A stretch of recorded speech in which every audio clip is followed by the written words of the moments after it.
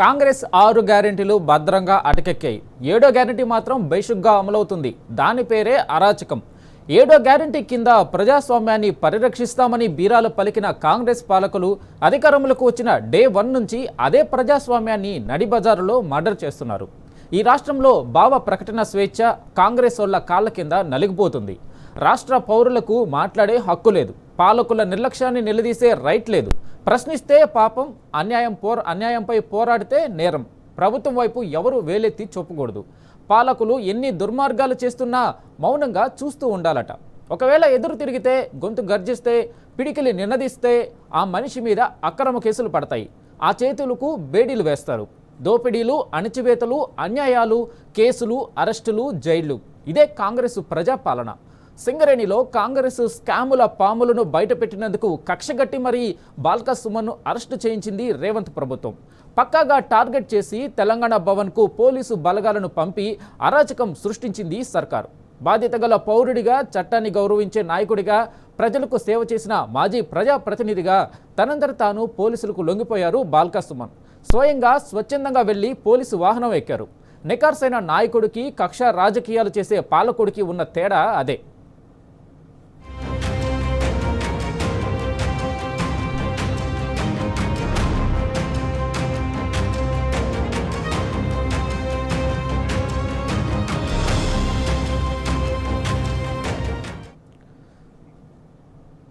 కాంగ్రెస్ రాజ్యంలో ప్రశ్నిస్తే కేసులు, నిలదీస్తే అరెస్టులు. మొదటి రోజు నుంచి ఇదే అరాచకం.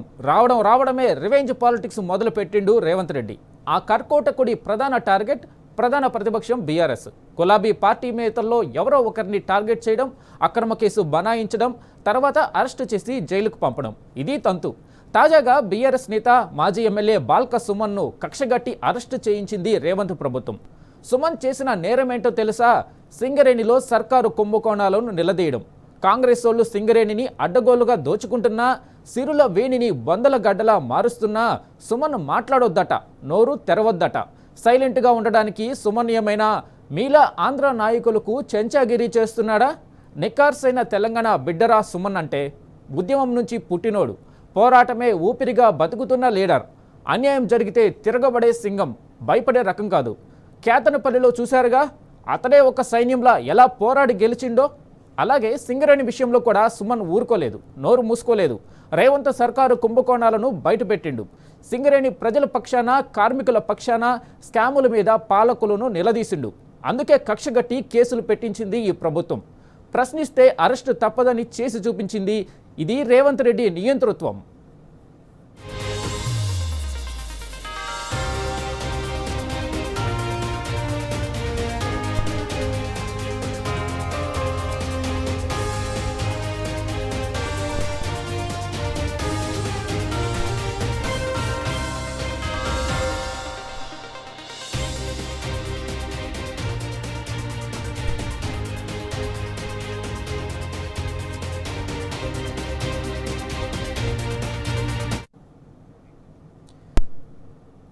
కాంగ్రెస్ అరాచకాలను ఎప్పటికప్పుడు చీల్చి చెండాడుతున్న బాల్కా సుమన్ను రేవంత్ సర్కారు మొదటి నుంచి టార్గెట్ చేస్తూ వస్తుంది. కేతనపల్లి చైర్మన్ ఎన్నిక సందర్భంగా కూడా సుమన్ను అక్రమంగా జైలుకు పంపింది. ఇక ఇప్పుడు సింగరేణి విషయంలో నిలదీసినందుకు మరోసారి సుమన్కు సంకెళ్లేసింది ఈ సర్కారు. రేవంత్ ఆదేశాలతో 3-4 రోజులుగా తెలంగాణ భవన్ చుట్టే రెక్కీ నిర్వహించారు పోలీసులు. ఏ పని లేనట్టు, ఇదే ఇంపార్టెంట్ కేసు అయినట్టు, సుమన్ ఏదో ఉగ్రవాది అయినట్టుగా, ఘోరమైన నేరమేదో చేసినట్టుగా నిఘా పెట్టారు. తెలంగాణ భవన్ చుట్టూ పోలీసు వెహికల్సే. ఇక ఇవాళ ఉదయమే పోలీసులు తెలంగాణ భవన్లోకి చొచ్చుకొచ్చారు. విచారణ పేరుతో డ్రామా చేసి సుమన్ను అరెస్టు చేసి పట్టుకుపోదామనుకున్నారు. అయితే పోలీసులను బీఆర్ఎస్ శ్రేణులు అడ్డుకుని తీవ్రంగా ప్రతిఘటించారు. ఇదెక్కడి దుర్మార్గమని నిలదీశారు. అక్రమ కేసులపై ప్రశ్నించారు. దబాయించడం తప్ప పోలీసుల దగ్గర జవాబు లేదు.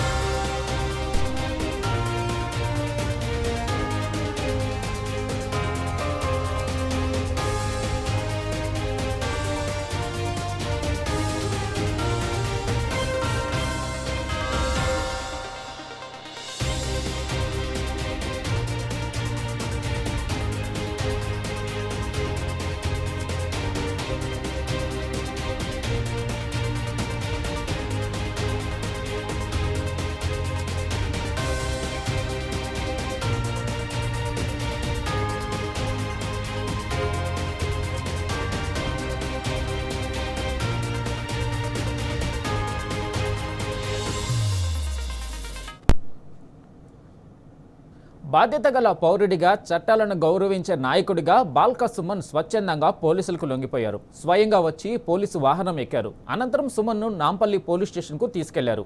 ఇది బీఆర్ఎస్ నాయకుల నిబద్ధత.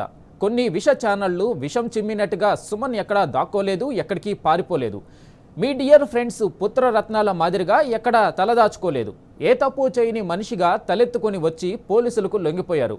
లా అండ్ ఆర్డర్కు ఆట్మోస్ట్ రెస్పెక్ట్ ఇచ్చే లీడర్గా ఆనాడు కేతనపల్లిలో అయినా ఇవాళ తెలంగాణ భవన్లో అయినా తనకు తాను పోలీసులకు సరెండర్ అయ్యిండు సుమన్. అక్రమ కేసులను ఎదుర్కోవడానికి సిద్ధమైండు.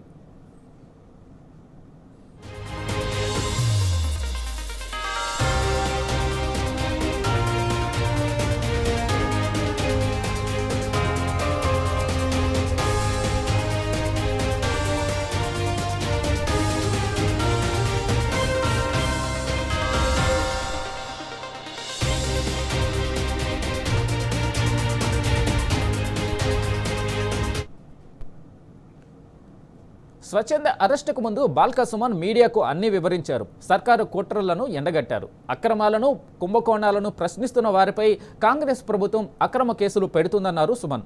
సింగరేణిలో కాంగ్రెస్ స్కాములపై ప్రశ్నించినందుకు 1000 కోట్ల బొగ్గు కుంభకోణాన్ని బయటపెట్టినందుకే తనపై కేసులు పెట్టి అరెస్టులు చేస్తున్నారని ఫైర్ అయ్యారు. గతంలో కూడా కాంగ్రెస్ తనపై 226 అక్రమ కేసులు పెట్టిందని, ఇప్పటి ప్రభుత్వం ఆ రికార్డును బద్దలుగొట్టేలా ఉందని నిప్పులు చెరిగారు. ముఖ్యమంత్రి రేవంత్, మంత్రి వివేక్ కలిసే ఈ కుట్రలు చేసి తనను జైలుకు పంపిస్తున్నారని తేల్చి చెప్పారు. అంతిమ విజయం ధర్మానిదేనని స్పష్టం చేశారు సుమన్.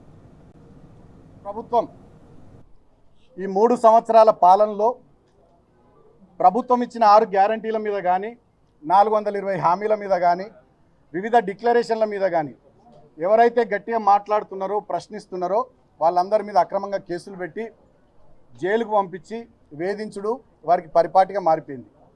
ముఖ్యంగా ఆనాడు తెలంగాణ ఉద్యమంలో 226 కేసులు భరించి సుమారు 4 సందర్భాల్లో లాఠీ చార్జీల్లో గాయపడి చెంచల్గూడ, చెర్లపల్లి జైళ్లలో 2009 నుంచి 2014 వరకు వివిధ సందర్భాల్లో జైళ్లలో ఆనాడు నన్ను టార్గెట్ చేసి కాంగ్రెస్ ప్రభుత్వం ఉంచింది. మళ్ళీ ఇవాళ అధికారంలోకి వచ్చినటువంటి కాంగ్రెస్ ప్రభుత్వం మళ్ళీ నన్ను టార్గెట్ చేస్తూ ఉంది. ఈ 3 సంవత్సరాల పాలనలో నా మీద 10ల సంఖ్యలో కేసులు పెట్టింది. మరి పాత రికార్డు వీళ్ళు బద్దలు కొడతారో ఏందో తెలియదు. గతంలో 226 కేసులు ఉండే నా మీద తెలంగాణ ఉద్యమంలో. ఆ రికార్డు బద్దలు కొట్టాలనుకుంటారో ఏమో ఇప్పటి కాంగ్రెస్ ప్రభుత్వం. అక్రమంగా అనేక కేసులు పెట్టి నన్ను వేధిస్తూ ఉంది. నేను 2014లో పెద్దపల్లి ఎంపీగా గెలిచిన, సింగరేణి కార్మికుల ఓట్లతో గెలిచిన ఆనాడు. 2018లో చెన్నూరు నుండి ఎమ్మెల్యే గెలిచిన, మా మందమరి రామకృష్ణాపూర్ కోల్బెల్ట్ ఏరియా పెద్ద ఎత్తున నాకు ఓట్లేసి ఆనాడు ఆశీర్వదించారు. ఇప్పుడు మేము ఓడిపోయినప్పటికీ కూడా ఆ ప్రాంత కార్మికుల పట్ల ఈ కాంగ్రెస్ ప్రభుత్వం చేస్తున్నటువంటి అన్యాయాలు, మోసాలు దాన్ని నిరంతరం ప్రశ్నిస్తూనే ఉన్నాం. మేము ప్రశ్నిస్తే కూడా, మాట్లాడితే కూడా తట్టుకోలేకుండా ప్రభుత్వ పెద్దలు సంయమనము, సహనం లేకుండా వ్యవహారం చేస్తూ ఉన్నారు. అక్రమంగా కేసులు పెట్టి వేధిస్తూ ఉన్నారు. ఇవాళ నన్ను జైలుకు మళ్ళొక్కసారి పంపించాలనే ఆలోచన ముఖ్యమంత్రి రేవంత్ రెడ్డి, మంత్రి వివేక్, ఇతర కాంగ్రెస్ ప్రభుత్వ పెద్దలు చేసి ఇవాళ జైలుకు పంపిస్తూ ఉన్నారు. నన్ను అరెస్ట్ చేసి అక్రమంగా కేసులు పెట్టిరు. ఇవాళ సింగరేణిలో 15,000 కోట్ల కుంభకోణం చేసిరు. 40 లక్షల టన్నుల బొగ్గు మాయమైంది, 1600 కోట్లు దాని విలువ. ఇవాళ సింగరేణిలో ఒక్క సంక్షేమ కార్యక్రమం అమలైతే లేదు, కొత్త మైన్స్ లేవు, అనేక కుంభకోణాలు, సోలార్ ప్లాంట్లలో కుంభకోణం, నైని బొగ్గు బ్లాక్ల వేలంలో కుంభకోణం, జైసల్మేర్ దగ్గర ఎక్కడనో రాజస్థాన్లో పాకిస్తాన్ బార్డర్లో సోలార్ పవర్ ప్లాంట్ ఏర్పాటు చేస్తారట సింగరేణులు. అది ఎవరికి తెలియదు, అక్కడ ఏమవుతుందో ఏందో తెలియదు, దాంట్లో కుంభకోణం. ఇవాళ మొత్తం సింగరేణి కుంభకోణాలమయమైపోయింది, బొందలగడ్డగా మారిపోయింది. 9 జిల్లాల్లో విస్తరించినటువంటి సింగరేణి, సుమారు 12 నుండి 14 అసెంబ్లీ నియోజకవర్గాల పరిధిలో విస్తరించినటువంటి సింగరేణిలో ఇవాళ మా కార్మికులు కానీ, వాళ్ళ కుటుంబాలు కానీ, రిటైర్డ్ కార్మికులు కానీ, కాంట్రాక్ట్ కార్మికులు కానీ, ఆ ప్రాంత ప్రజలు కానీ చాలా ఆవేదనతోని, ఆందోళనతోని, బాధతో ఉన్నారు. ఆ ప్రాంత ప్రతినిధిగా ఆ ప్రజల తరపున, ఆ కార్మికుల తరపున మేము మాట్లాడుతున్నాం. మేము మాట్లాడుతూనే భరించలేనటువంటి కాంగ్రెస్ ప్రభుత్వ పెద్దలు ప్రజాపాలన పేరిట ఎమర్జెన్సీ నాటి రోజుల్ని తలపిస్తూ ఉన్నారు. మమ్మల్ని భయపెట్టడం, ప్రశ్నించిన వాళ్ళని భయభ్రాంతులకు గురి చేయడం, ఈ రకమైనటువంటి చర్యల ద్వారా పైశాచిక ఆనందం పొందుతూ ఉన్నారు. మొన్నటికి మొన్న రాష్ట్రమంతా చూసింది. అశోక్ అనే ఒక ఆర్టీసీ డ్రైవరు, ఆయన జగిత్యాలలో మీరు వడ్లు కొనుర్రి, మక్కలు కొనుర్రి అంటే ఆయనను వేధించారు. ఇట్లా చాలా మందిని వేధిస్తూ ఉన్నారు, ఇబ్బందులు పెడతా ఉన్నారు. అయినప్పటికీ నాకు చట్టం మీద, వ్యవస్థల మీద, న్యాయస్థానం మీద, మా అంబేద్కర్ గారు మహానుభావుడు రాసిన రాజ్యాంగం మీద నాకు నమ్మకం ఉంది. ఈ అరెస్టులు, కేసులు, వేధింపులు, జైళ్ళు ఇవన్నీ కూడా మా లీగల్ టీం చూసుకుంటుంది. సో చట్టాన్ని గౌరవించే వ్యక్తిగా, రాజ్యాంగం పట్ల దాన్ని అనుసరించేటటువంటి వ్యక్తిగా, గతంలో ఎంపీగా, ఎమ్మెల్యేగా పనిచేసిన అనుభవం ఉన్నటువంటి వ్యక్తిగా, డెఫినెట్గా లా అబైడింగ్ సిటిజన్గా నేను అన్ని వ్యవస్థలకు కోఆపరేట్ చేస్తా అని చెప్పి తెలియజేస్తూ, ఇక కొన్ని ఛానల్లో సుమన్ పారిపోయింది, అటుపోయింది, ఇటుపోయింది అంటారు. నేను ఎటు పోలే. తెలంగాణ భవన్లో మా పార్టీ యాక్టివిటీ ఉంది, విద్యార్థి భవన్కి సంబంధించినటువంటి మెంబర్షిప్ యాప్ తయారు చేసేది ఉంది. ఆ పనిలో మేము నిమగ్నమైన, మేము ఎటు పోలే. డెఫినెట్గా చట్టాన్ని గౌరవించే వ్యక్తిగా నేను పూర్తి స్థాయిలో సహకరిస్తా. అంతిమంగా నేను ఒకటే కోరుతా ఉన్న కాంగ్రెస్ ప్రభుత్వ పెద్దల్ని, సరే ఇవల్ల మరి ఇప్పటికి నన్ను జైలుకు పంపిస్తున్న రేవంత్ రెడ్డికి, మంత్రి వివేక్ ఇప్పటికైనా మరి కడుపు మంట సల్లారుతుందో ఏందో చూడాలి. మా మీద పెట్టే శ్రద్ధ, మా మీద చేసే ఎదురుదాడి, మా మీద కేసులు పెట్టి జైళ్ళకు పంపించాలనేటటువంటి దాని మీద ఉన్న మీ తాపత్రయం, దాంట్లో సగమైన మీరు ఇచ్చిన 6 గ్యారంటీల మీద, 420 హామీల మీద, చేవేళ్లలో చెప్పిన ఎస్సీ ఎస్టీ డిక్లరేషన్ మీద, కామారెడ్డిలో చెప్పిన బీసీ డిక్లరేషన్ మీద, వరంగల్లో చెప్పిన రైతు డిక్లరేషన్ మీద, అదేవిధంగా సరూర్ నగర్లో చెప్పిన యూత్ డిక్లరేషన్ మీద పెట్టి ప్రజలకు 4 మంచి పనులు చేయాలని కాంగ్రెస్ ప్రభుత్వ పెద్దల్ని కోరుతా ఉన్నా. అంతిమంగా న్యాయం గెలుస్తుంది, ధర్మం గెలుస్తుంది. సత్యమేవ జయతే. ఈ రాష్ట్రంలో చట్టం కాంగ్రెస్ వాళ్ళ చుట్టం. లా అండ్ ఆర్డర్ గాలికి, పాలకులు గాల్లో విహారానికి. శాంతి భద్రతలకు పంచనామా నిర్వహించిన రక్షక భటులు జనం పాలిట భక్షక భటుల్లా తయారయ్యారు. కాకి బట్టల పవిత్రతను మూసీలో కలిపి సిగ్గు ఎగ్గు వదిలి కాంగ్రెస్ పాలకులకు ఊడిగం చేస్తున్నారు కాకీలు. పాలకుల పల్లకి మోస్తున్నారు. రేవంత్ ఎవరి మీదకి ఉసిగొలిపితే వారి మీదకి జాగీలాల్లా వచ్చి పడుతున్నారు పోలీసులు. పైనుంచి వస్తున్న ఆర్డర్లను పొల్లుపోకుండా పాటిస్తూ బీఆర్ఎస్ నేతలను టార్గెట్ చేస్తున్నారు. సామాన్య ప్రజలను, రైతులను, నిరుద్యోగులను, ప్రతిపక్ష నేతలను వేధించడానికేనా పోలీసులు పనిచేస్తున్నది? న్యాయం కోసం పోరాడుతున్న వారిని బంధించడానికేనా సంకెళ్లు పెట్టుకున్నది? పోక్సో కేసు నిందితులను దాచిపెట్టినప్పుడు ఈ పోలీసులు కళ్ళు మూసుకున్నారా? ఈ రాష్ట్రంలో పట్టపగలే నేరగాళ్లు, దోపిడీ దొంగలు అరాచకాలు సృష్టిస్తుంటే కాకి డ్రెస్సు మొద్దు నిద్రలో జోగుతుందా? ప్రజల తరపున పోరాడుతున్న ప్రధాన ప్రతిపక్ష నేతలపై ఎందుకింత అక్కసు? ప్రభుత్వాన్ని ప్రశ్నించడమే తప్పైతే అది ప్రజాస్వామ్యం ఎలా అవుతుంది? రేవంత్ పాలనలో అప్రకటిత ఎమర్జెన్సీ నడుస్తున్న మాట వాస్తవం కాదా? చేతిలో రాజ్యాంగం బుక్కు పట్టుకు తిరుగుతున్న రాహుల్ బాబు, నీకు ఇవన్నీ కనపడట్లేదా? లేదా కనబడనట్టు యాక్టింగ్ చేస్తున్నావా?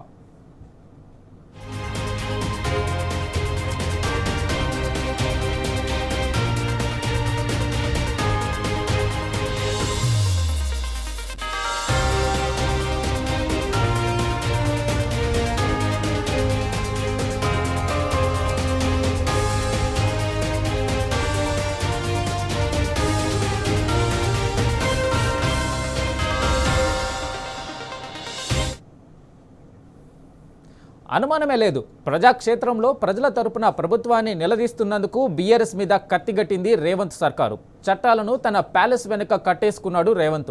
పోలీసులను ఉసిగొలిపి గులాబీ పార్టీ నేతలపై అక్రమ కేసులు బనాయిస్తున్నాడు. ప్రజల కోసం పనిచేయాల్సిన పోలీసు వ్యవస్థ రేవంత్ రెడ్డికి వంగి వంగి సెల్యూట్లు కొడుతుంది. సింగరేణిలో సర్కారు అవినీతిని ప్రశ్నించినందుకే సుమన్ను అరెస్టు చేయించారు. ఎవరూ ఎలాంటి ఫిర్యాదు చేయకున్నా పట్టుబట్టి ఆయన మీద సుమోటో కేసులు పెట్టించారు. పోక్సో కేసులో కేంద్ర మంత్రి బండి సంజయ్ కొడుకు బండి భగీరథ్ను కాపాడేందుకు నానా తంటాలు పడ్డ పోలీసులు ఇప్పుడు మాత్రం రేవంత్ రాజ్యానికి కొమ్ము కాస్తున్నారు. సిగ్గుచేటు.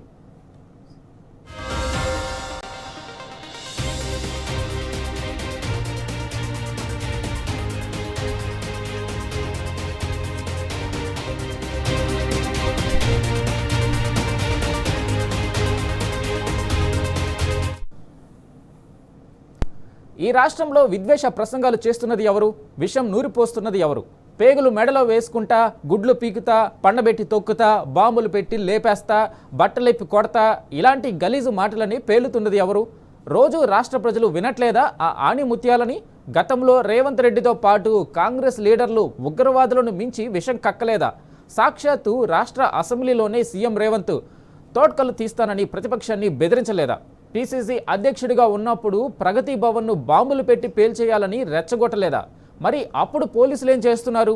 కాంగ్రెస్కు అడ్డం వస్తే నరికేస్తానని మంతని సభలో ఎమ్మెల్యే మక్కన్ సింగ్ వార్నింగ్ ఇచ్చినప్పుడు పోలీసు డ్రెస్సు ఎక్కడ బజ్జుంది?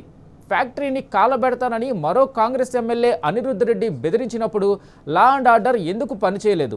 మహిళా పోలీసు అధికారిని కాంగ్రెస్ నేత జగ్గారెడ్డి బండబూతులు తిడితే మినహాయింపులు ఎందుకిచ్చారు? ఎవరైనా నక్సలైట్లు బాంబు పెట్టి పేల్చేస్తేంది, మనం అయ్యేదేంది?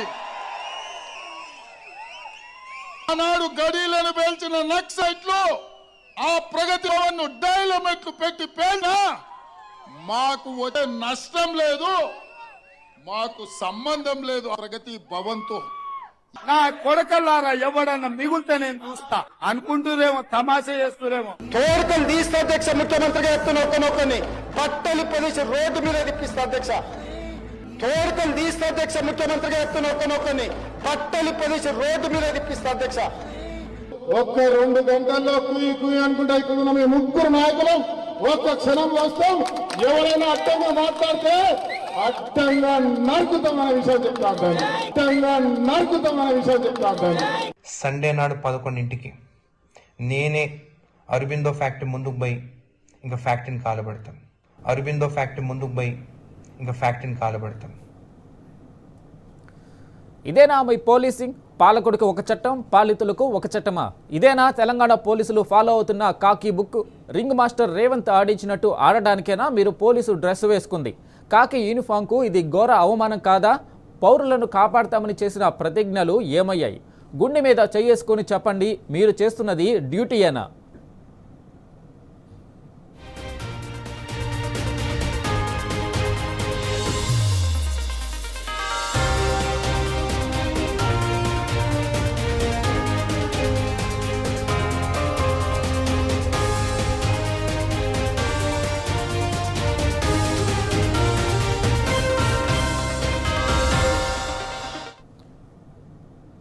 ఇక సుమన్ అక్రమ అరెస్టుకు సంబంధించిన అప్డేట్స్ మా ప్రతినిధి సందీప్ లైవ్ ద్వారా అందిస్తారు. సందీప్, చెప్పండి.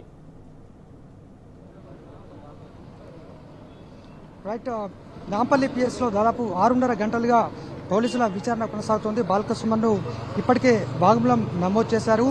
దానికి సంబంధించినటువంటి మిగతా పేపర్ ప్రాసెస్ అయితే పూర్తి చేస్తున్నారు. ఇటు బాల్క సుమన్తో పాటు అటు సింగరేణి కాలరీస్ కంపెనీ లిమిటెడ్ సంబంధించినటువంటి ఆనంద్ జూనియర్ సబ్ ఇన్స్పెక్టర్ ఇచ్చిన ఫిర్యాదు మేరకు నాంపల్లి పిఎస్లో కేసు నమోదైంది. ఆ కేసుకు సంబంధించి అరెస్ట్ అయ్యారు, నేరుగా పోలీసులకు లొంగిపోయారు.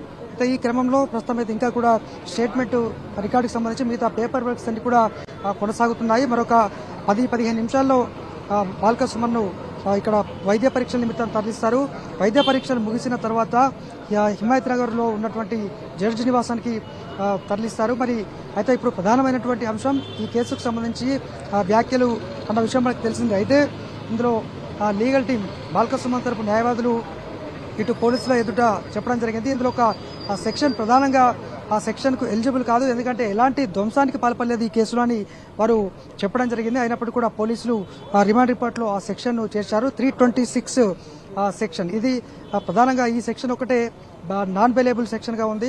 దీన్ని తొలగించాలని ఇటు పోలీసులు కోరినప్పటికీ కూడా వారు దీనికి ఒప్పుకోలేదు, రిమాండ్ రిపోర్ట్లో చేర్చారు.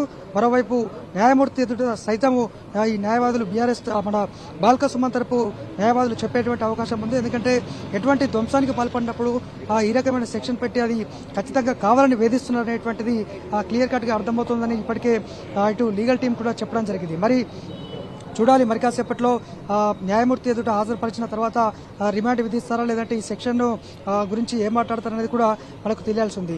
ఉదయం నుంచి కూడా ఈ హైదరాబాద్ చూస్తున్నాము. ఇక్కడ ఈ స్టేట్మెంట్ రికార్డ్ ప్రక్రియ నాంపల్లి పోలీస్ స్టేషన్ వద్ద చూస్తున్నాం. అయితే అనేక మంది మంచిర్యాల ప్రాంతంతో పాటు చెన్నూరు, హైదరాబాద్ చెందినటువంటి అనేక మంది బీఆర్ఎస్ శ్రేణులు బాల్క సుమన్ కోసం ఇక్కడికి రావడం జరిగింది. పిఎస్ నుంచే ఇక్కడ ఉన్నారు. ఏంటంటే మీరు ఎక్కడి నుంచి వచ్చారు? నాది మంచిర్యాల జిల్లా చెన్నూరు. మాది ముఖ్యంగా ఏంటంటే ఒకటి నిర్ణయించుకున్నాం. బాల్క సుమన్ గారు జిల్లా అధ్యక్షుడు వారి నాయకత్వంలో పోరాడితే పోయేదేం లేదు, ఈ గుంపు మేస్త్రి పాలన తప్ప అని చెప్పేసి ప్రజల పక్షాన నిలబడి పోరాడాలంటే కూడా న్యాయస్థానాన్ని నమ్ముకొని న్యాయస్థానం సహకారంతో పోరాడేటువంటి దుస్థితి అలా నెలకొన్నది. ముఖ్యంగా నిజంగా గనక రేవంత్ రెడ్డి ప్రభుత్వానికి చిత్తశుద్ధి ఉంటే ఏదైతే ఇలా స్వయాన ముఖ్యమంత్రి మీ చెడ్డీలు ఇప్పుతా, మీ పేగులు తీసి మెడలేసుకుంటా, హౌలగన్లా, దొంగల, రండలా అని ఇష్టం వచ్చినప్పుడు మాట్లాడినప్పుడు నిజంగా కూడా మీకు చిత్తశుద్ధి ఉంటే ఆయన మీద కూడా కేసు బుక్ చేసేది ఉండే. రైతు బంధు అడిగితే చెప్పు తీసి కొడతామని చెప్పేసి కూడా స్వయంగా మంత్రులు అన్నమాట. కోమటిరెడ్డి వెంకటరెడ్డి కానీ ఇతరత్రంలో ఆ పార్టీ ఎమ్మెల్సీలు కానీ. అంతేకాకుండా అరబిందో కంపెనీ కాలబెడతామన్నటువంటి సందర్భం. అదే కాకుండా మాకు ఒక 20 నిమిషాల సమయం ఇవ్వండి, మొత్తం ఉన్నోళ్ళందరినీ లేపడేస్తారని చెప్పేసి వాళ్ళ ఎమ్మెల్యే మక్కన్ సింగ్. మరి ఇవన్నింటికి స్పందించని ఈ ప్రభుత్వం, ఇవన్నిటికీ స్పందించని ఈ ముఖ్యమంత్రి కానీ పోలీస్ శాఖ కానీ ఏదైతే సింగరేణి గని కార్మికులు రైతన్నలు పడుతున్న ఇబ్బందులను చూసి కడుపు గాలి గత ప్రభుత్వంలో ఏదైతే సేఫ్ జోన్లో ఉన్నటువంటి కార్మికులు కావచ్చు, రైతులు కావచ్చు, వాళ్ళు దర్జాగా బతికినటువంటి సందర్భం ఇలా రోడ్లపైనకు వచ్చేసి అన్నమో రామచంద్ర అంటూ కనబడ్డ అధికారి కాళ్ళు మొక్కుతా ఉంటే ఆ సందర్భాన్ని భరించలేక తట్టుకోలేక మా కార్మికులకు కానీ మా రైతులకు కానీ ఇబ్బంది పెడుతున్నటువంటి ఏదైతే ఈ ప్రభుత్వం మీద అవసరమైతే మిలిటెంట్ పోరాటం చేస్తా అని చెప్పేసి ఆ కార్మికుల పక్షాన రైతుల పక్షాన మాట్లాడితే ఏదైతే పాలించడం చేత కానీ ఈ దద్దమ్మ ప్రభుత్వం పుట్టెడు అబద్దాల పునాదుల మీద ఏర్పడినటువంటి ఈ కాంగ్రెస్ ప్రభుత్వం తక్షణమే స్పందించి సంబంధం లేనటువంటి సింగరేణి అధికారులు ఇప్పించుకొని పిటిషన్లు ఇప్పించుకుంటారు, లేదు అక్కడ ఉన్నటువంటి లేనిపోని అన్ని కేసులు బుక్ చేసేసి పిచ్చోడి చేతిలో రాయి సందంగా అధికారం మా చేతిలో ఉంది కాబట్టి మేము ఏమైనా చేస్తామనేటువంటి ఒక అహంకారంతో ఇలా ముందుకు పోతున్న సందర్భంలో ఈ కేసులు బుక్ చేస్తున్నంత మాత్రాన ఈ కేసులకు భయపడి కేసీఆర్ గారి నాయకత్వం జడవదు కాక జడవదు. 100% ప్రజాక్షేత్రంలో ఇంకా ముందుకే పోతుంది తప్ప వెనుకకు పోం. ఈ అక్రమ అరెస్టును బాలకృష్ణ గారిని చేస్తున్న అక్రమ అరెస్టును 100% ఖండిస్తా ఉన్నాం. రైట్, ఇది మొత్తంగా ఇక్కడ మంచిర్యాల నుంచి చెన్నూరు ప్రాంతం నుంచి పెద్ద సంఖ్యలో బీఆర్ఎస్ శ్రేణులు వచ్చారు. గత 4 రోజులుగా ఇక్కడే ఉంటూ అంటే తెలంగాణ భవన్ వద్దే బాలకృష్ణ తోటే ఉన్నారు. మనం చూసాం ఉదయం నుంచి ఎంత పెద్ద హైడ్రామా కొనసాగింది. కొన్ని వందల మంది పోలీసులు 10ల సంఖ్యలో వాహనాలతో భవన్ చుట్టూ కూడా మఫ్టీలో టాస్క్ ఫోర్స్ పోలీసులు కూడా ఉన్న విషయం తెలిసిందే. మొత్తానికి మరి కాసేపట్లో మరొక 10-15 నిమిషాల్లో బాలకృష్ణని వైద్య పరీక్ష నిమిత్తం ఉస్మానియాకు తరలించిన తర్వాత న్యాయమూర్తి ఎదుట హాజరుపరిచిన తర్వాత మరి న్యాయమూర్తి ఇచ్చేటువంటి నిర్ణయం మేరకు ఏం జరుగుతుందో చూడాలి. మొత్తంగా ఈ 326 సెక్షన్తో పాటు పీడీపీపీ యాక్ట్ పెట్టారు, ఇంకా పలు సెక్షన్లు జోడించారు. 6 సెక్షన్లు ఉన్నప్పటికీ ఇందులో ఒకటి మాత్రమే 326 ఒక్క సెక్షన్ మాత్రమే అత్యంత సీరియస్ సెక్షన్, ఇది ఒక్కటి నాన్ బెయిలబుల్ గా చెప్తున్నారు. ఆ సెక్షన్ కు ఎలిజిబుల్ కాదు అనేటువంటిది లీగల్ టీం వాదన. మరి ఆ సెక్షన్ పోలీసులు అయితే రిమాండ్ క్యాపిలో చేర్చారు. న్యాయమూర్తి మరి ఎదుట కూడా దీన్ని ప్రస్తావించబోతున్నారు. ఎందుకంటే ఎటువంటి ధ్వంసం జరిగినప్పుడు, ఎటువంటి పోరాటం జరిగినప్పుడు ఆ సెక్షన్ చెల్లుబాటు కాదనేటువంటిది ఇటు లీగల్ టీం వాదన అయినప్పటికీ కూడా ఆ ఒక్క సెక్షన్ మాత్రమే నాన్ బెయిలబుల్. దానికి అంటే ఈ బిఎన్ఎస్ యాక్ట్ ప్రకారం అయితే దానికి 10 సంవత్సరాల పైన జైలు శిక్ష పడే అవకాశం ఉందని లీగల్ టీం కూడా ఇప్పటికే మీడియా ముఖంగా చెప్పడం జరిగింది. మరి చూడాలి, ఇక్కడ సెక్షన్ అయితే ఇప్పుడు పోలీసులు చేర్చారు. న్యాయమూర్తి ఎదుట ఈ అంశాన్ని లీగల్ టీం కోర్టు చేసే అవకాశం ఉంది. చూడాలి మరి ఏం జరుగుతుందో. Venkat. Right Sandeep, thank you.